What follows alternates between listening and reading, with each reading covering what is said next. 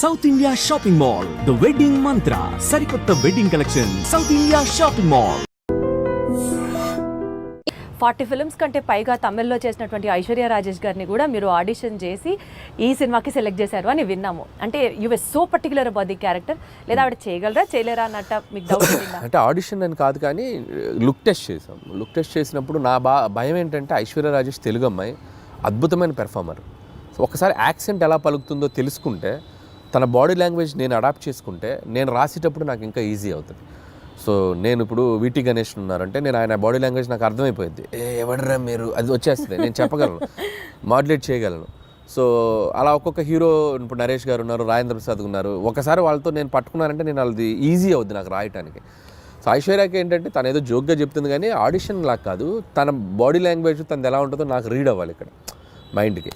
So అందుకని ఒక 2-3 డైలాగులు ఎలా చెప్తుంది, సారీ బా, మీరు ట్రైలర్లో చూస్తారు కదా, లవ్ యూ బా, ఆ భావాన్ని ఎలా పలుకుతుంది, యాక్సెంట్ చెప్పగలుగుతుందా లేదా అనేది చూసుకున్నాం. సో బేసికల్గా మీరు మనుషుల్ని స్టడీ చేసేస్తారు, బాడీ లాంగ్వేజ్ని అర్థం చేసేసుకుంటారు. You have that skill.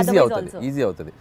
ఇప్పుడు ఉపేంద్ర లమ్హాన్ ఆయన ఉన్నారు, ఆయన యానిమల్లో చేశారు. యానిమల్లో చేసినప్పుడు నాకు విపరీతంగా నచ్చిన క్యారెక్టర్. నేను సందీప్ రెడ్డి వంగతో కూడా దాదాపు చాలాసేపు మాట్లాడి ఆయన నంబర్ తీసుకొచ్చాను నేను. యానిమల్లో ఇంటర్వెల్లో వస్తాడు, బొమ్మలు అమ్ముకునేవని అనుకుంటున్నారా అనేది విచిత్రమైన టైమింగ్ ఉంటుంది. అది నాకు భలే, చూడగానే భలే అనిపించింది నాకు. అరే భలే పెక్యులర్గా ఉన్నాడు ఇతను అని తీసుకొచ్చి, నేను ఆ సినిమా యానిమల్ ఒక 10 సార్లు చూసా ఆయన బాడీ లాంగ్వేజ్ని క్యాప్చర్ చేసుకోవడానికి. చూసుకొని నేను నరేష్ ఇచ్చినప్పుడు అతను షాక్ అయిపోయాడు, ఉపేంద్ర లమ్హాన్, ఇదేంటి ఈ నాలాగా పెర్ఫార్మ్, ఈ నాలాగా కనిపిస్తున్నాడు ఏంటి, ఇన్ఫ్యాక్ట్ నాకంటే బెటర్ కనిపిస్తున్నాడు ఏంటి అన్నారా? మీకు కాంప్లిమెంట్ వచ్చిందా? యా, ఈ టోల్ లైక్ దట్. సో నేను ఆ బాడీ లాంగ్వేజ్ని ఓన్ చేసుకోవడం వల్ల, ఆ మిమిక్రీ చేయడం ఒక ఇది ఉంది కాబట్టి నాకు ఈజీ అవుతుంది క్యారెక్టర్స్తో రాయటానికైనా పెర్ఫామ్ చేయించడానికైనా. అప్పుడు నాది వాళ్ళ మీద రుద్దటం కంటే వాళ్ళ దాన్ని బెటర్గా అడాప్ట్ చేసుకుని దాన్ని బెటర్ చేయడం ఉన్నప్పుడు ఎప్పుడు ప్లస్ అవుతుంది. ఏమన్నా స్కెచ్ ఏమన్నా sketch. Meenakshi such a beautiful heroine.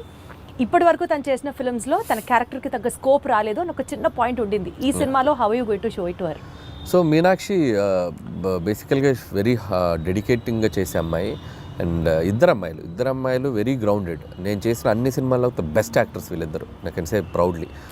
So very down to earth and very friendly, చాలా పెద్ద open statement, very friendly. And like A time చెప్పినా, ఏ సినిమాకి అంతసేపు ఉన్నారన్న, నైట్ ఎక్స్టెండ్స్ అయినా, నో కంప్లైంట్స్ అట్ ఆల్. గుడ్డులా కష్టపడతారు సినిమా కోసం ఎంత దూరమైనా కష్టపడేటువంటి మెంటాలిటీ ఉన్న అమ్మాయిలు ఇద్దరు. అండ్ వెరీ జెన్యూన్ సోల్స్ అనమాట. సో అందుకని వాళ్ళకి, అందుకే ఇఫ్ మీరు అన్నట్టు మీనాక్షికి లక్కీ భాస్కర్ తనకి మంచి పాత్ర పడింది, బాగా చేసింది. అండ్ ఈ సినిమాలో కూడా తనకేంటంటే ఐశ్వర్య రాజేష్తో వచ్చేసి ఒక కంప్లీట్ ఇన్నోసెన్స్, ఒక చదువు రాని ఒక పల్లెటూరు గబ్బలై ఒక వెంకటేష్ గారి వైఫ్గా ఉండి భర్తని విపరీతంగా ప్రేమించి పక్కన ఆడగాలి సోకితే చాలు ఫ్రస్ట్రేట్ అయ్యి పొసెసివ్గా ఫీల్ అయ్యే అమ్మాయి లైఫ్లో. అమ్మో, భర్తకి ఒక ఎక్స్ గర్ల్ ఫ్రెండ్ ఉండటం అనేది ఒక షాకింగ్ ఆ అమ్మాయికి. ఆ అమ్మాయి ఎలా డీల్ చేస్తుంది అనేది ఆ అమ్మాయి క్యారెక్టర్. మీనాక్షిది వచ్చేసరికి దానికి బౌన్స్ అవ్వాలి, ఆ అమ్మాయి క్యారెక్టర్కి బౌన్స్ అవ్వాలి. సో మీనాక్షిది కూడా చాలా మంచి రోల్. అండ్ యాక్షన్ ఉంది, ఫస్ట్ ఒక 10 నిమిషాలు ఆ అమ్మాయికి ఒక ఫైట్ కూడా ఉంది. And police officer role. So glamour wise, cutout wise ఆ అమ్మాయిది కూడా సినిమాకి హెల్ప్ అవుతుంది ఇద్దరు. Got it. సో నిజ జీవితంలో ఉన్న సంఘటనలు తీసుకొని మీరు సినిమాల్లో, అంటే the most delicate and sensitive element is what you pick up for your films అనుకుంటే, నిజంగా చెప్పండి అనిల్ గారు, మీ లైఫ్లో వైఫ్ సెగ్మెంట్ కంటే ముందు గర్ల్ ఫ్రెండ్ సెగ్మెంట్ ఉందా? ఇవి చెప్తే కాపురాలు కూలిపోతాయి, చెప్పలేము. మీది కూడా లవ్ మ్యారేజ్ అనే విన్నాం. అంటే ప్రతి వాళ్ళకి ఎక్కడో ఒక చోట ఒక లవ్ స్టోరీ ఉంటుంది. అది 10th క్లాస్ నుంచి ఇంటర్లో ఉండొచ్చు, ఇంటర్ టు ఇంజనీరింగ్ ఉండొచ్చు, ఇంజనీరింగ్లో ఉండొచ్చు, లేకపోతే అది నేను అవి చెప్తే నా లైఫ్ బయోపిక్ నేను తీసుకోవాలి. మీకు తెలుసో తెలీదో మీరు బ్లష్ అవుతున్నారు. లేదు, నేను చెప్పలేను. సో మా వైఫ్కి తెలుసు నాకేముందో, కాబట్టి నేను పబ్లిక్గా చెప్పలేను. అండ్ ప్రతి ఒక్కరికి ఉంటుంది. అందుకే నేను తీసుకున్న ఎలిమెంట్ F2 కానీ, అండ్ F2 కూడా ఇట్స్ లైక్ వైఫ్ హస్బెండ్ మధ్య ఉండే క్యూట్ రిలేషన్షిప్లో ఉండే చిన్న fun things, problematic things discuss చేయడం వల్ల that become a very very big hit. ఇప్పుడు కూడా ఏంటంటే ప్రతి మనిషి, ప్రతి ఒక మగాళ్ళ లైఫ్ అవ్వచ్చు, అమ్మాయిలకు కానీ ఎక్కడో చోట ఒక పాస్ట్ ఉంటుంది. సో ఆ పాస్ట్ని మనం బ్యూటిఫుల్గా డ్రైవ్ చేస్తే ఎలా ఉంటుంది, సో దానివల్ల ఉండే ప్రాబ్లమ్స్ని ఎలా మనం చెప్తే ఎలా ఉంటుంది అంటే అనేది. మీ నిజ జీవితాన్ని రెప్లికేట్ లేదు, చేశారా నా నిజ అన్నది what జీవితం I కాదు, wanted. ఇది అందరికీ మంది కనెక్ట్ అయ్యే ఎలిమెంట్. సో నాది ఉండేది తక్కువ ఉండొచ్చు, ఇంకోటికి ఎక్కువ ఉండొచ్చు, అంటే మీకంటూ ఉంది, ఎవరికైనా ఉంటుంది అన్న. అంటే అందులో మీరు ఉన్నారంటున్నా. నాకు అంత పెద్ద లవ్ స్టోరీ లేదు, అది నా వైఫ్కి తెలుసు కాబట్టి ఇబ్బంది లేదు. నాకు పెద్ద లవ్ స్టోరీ లేదు, అస్సలు లేదు. నాకు లవ్ స్టోరీ ఉంటే ఇప్పటికి నేను 10 లవ్ స్టోరీలు తీయాలి. మీరు గమనించండి, ప్రతి వాడి జీవితం వాడు తీసే సినిమాలో రిఫ్లెక్ట్ అవుద్ది. ఏ డైరెక్టర్కైనా తన పర్సనల్ లైఫ్లో జరిగిన ఇన్సిడెంట్స్ ఎక్కువగా రిఫ్లెక్ట్ అవుతాయి. నాకు మ్యారేజ్కి ఎక్కువ రిఫ్లెక్ట్ అవుతాయి, మీరు గమనించారో లేదు. Correct. నేను తీసే సినిమాలో మ్యారేజ్ ఫేజ్ ఎక్కువ ఉంటుంది, Got it. Husband wife phase ఎక్కువ ఉంటుంది, కాబట్టి అది మెజారిటీ పార్ట్ ఉంది. నాకు లవ్ స్టోరీ ఉంటే ఇప్పటి నేను అద్భుతమైన లవ్ స్టోరీ తీయాలి నేను.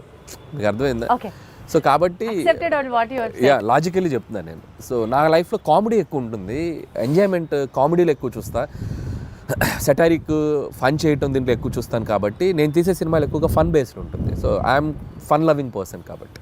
వెంకటేష్ గారికి ఈ స్టోరీ చెప్పిన వెంటనే డిడ్ యూ యాక్సెప్ట్ ఇట్ అండి? అంటే ఈజీగా అనిపించిందా మీకు ఆయనకి చెప్పడం? లేదు, ప్రతి లైన్ వెంకటేష్ గారికి నాకు ఒక చిన్న ఈక్వేషన్, మా ఇద్దరికి ఒక ట్యూనింగ్ ఉంది. సో అనిల్ బాగా తీయగలరనే నమ్మకం వెంకటేష్ గారికి ఉంది.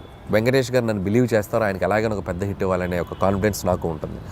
బట్ ఈ ఆల్వేస్ లైక్ ఎంత ఫ్రెండ్లీగా ఉంటాడో అంతే గైడెన్స్ ఉంటుంది ఆయన నుంచి. సో ఎక్కడ కూడా స్క్రిప్ట్ ఎటువైపు వెళ్తున్నా కూడా అనిల్ అది చూసుకోమ్మా, ఇది చూసుకోమ్మా, ఇది చేయి, అది చేయి అని చెప్పి గైడెన్స్ బాగా చేస్తారు ఆయన. అలా అని వచ్చి నన్ను ఇన్సిస్ట్ చేయరు, ఇది పెట్టు అని ఇన్సిస్ట్ చేయరు. ఆ గైడెన్స్ ఎప్పుడు సీనియర్ యాక్టర్స్ బాలయ్యబాబు గారని, వెంకటేష్ గారు కానీ, సో వాళ్ళ గైడెన్స్ అనేది ఇన్ని సినిమాలు చేశారు కాబట్టి వాళ్ళు చూడని స్క్రిప్ట్స్ కాదు, వాళ్ళు చూడని బ్లాక్ బస్టర్స్ కాదు. సో అవి మనం కరెక్ట్గా ట్యాప్ చేయగలిగితే సినిమాలు ఇంకా నెక్స్ట్ లెవెల్కి వెళ్తాయి. సో ఆ గైడెన్స్ ఎప్పుడు ఉంటుంది. సీనియర్ లెవెల్ ఆఫ్ హీరోస్ ప్రస్తావన వచ్చింది కాబట్టి యాక్చువల్లీ ఇప్పుడు ఉన్న ట్రెండీ డైరెక్టర్స్లో మీరు కానీ, డైరెక్టర్ బాబీ గారు కానీ, లేకపోతే గోపిచంద్ మల్లినేని గారు కానీ, మీరందరూ ఇప్పుడు కెరియర్ పీక్లో ఉన్న డైరెక్టర్స్ అని అనుకుంటే ఒక్క తరం హీరోస్తోనే ఎందుకు చేస్తున్నారు? Not with the latest and of the heroes, because వాళ్ళందరూ పాన్ ఇండియా మూవీస్ చేస్తూ బిజీగా ఉన్నారు, సో అది మనకు ఆపర్చునిటీ ఇవ్వలేదు అని ఎప్పుడైనా రిగ్రెట్స్ లాగా అనిపించింది? ఎందుకు రిగ్రెట్? హ్యాపీగా వాళ్ళు పాన్ ఇండియా రేంజ్కి వెళ్ళి తెలుగు మార్కెట్ని పెంచి వాళ్ళు బిజీగా ఉండి ఫుల్ టాలీవుడ్ కలెక్షన్స్ మీరైనా పాన్ ఇండియా అంటే చేయొచ్చు కదండి. వాళ్ళు ఇవ్వాల్సింది కాదుగా, మేము వాళ్ళని ఎగ్జైట్ అయ్యే కంటెంట్ చెప్పాలి, వైస్ వర్సా. స్టార్స్ వచ్చి మాకు ఇచ్చేది ఏంటి ఆపర్చునిటీ? మేము వెళ్ళి వాళ్ళని ఎగ్జైట్ చేయాలి. అది అల్లపోని జరగాలంటే మేము వెళ్ళి ఎఫర్ట్స్ పెట్టి ఒక కథ, ఇప్పుడు స్కేల్ పెరిగింది, స్పాన్ పెరిగింది. సో అంత స్పాన్ స్కేల్ మేము వెళ్ళి కథలు రాయాలి. నేను ఆ కథ రాసి వెళ్తే అద్భుతం. ఇప్పుడు ఎన్టీఆర్ గారు నాకు బాగా తెలుసు. టు బీ హానెస్ట్, తారక్ గారితో నేను ఒక 2-3 సినిమాలు చేయాలని దగ్గర దాకా వెళ్ళి మెటీరియలైజ్ అవ్వలేదు. సో నేనంటే ఇష్టం ఆయనకు బాగా. వాళ్ళని ఎగ్జైట్ చేయాలి మేము వెళ్ళి. సో ఆ ఎగ్జైట్ చేసే కథలు దొరికినప్పుడు ఆబ్వియస్గా చేస్తారు. మహేష్ గారితో చేశాను నేను, సర్లే నీకు బిగ్గెస్ట్ హిట్ కదా మహేష్ గారితో.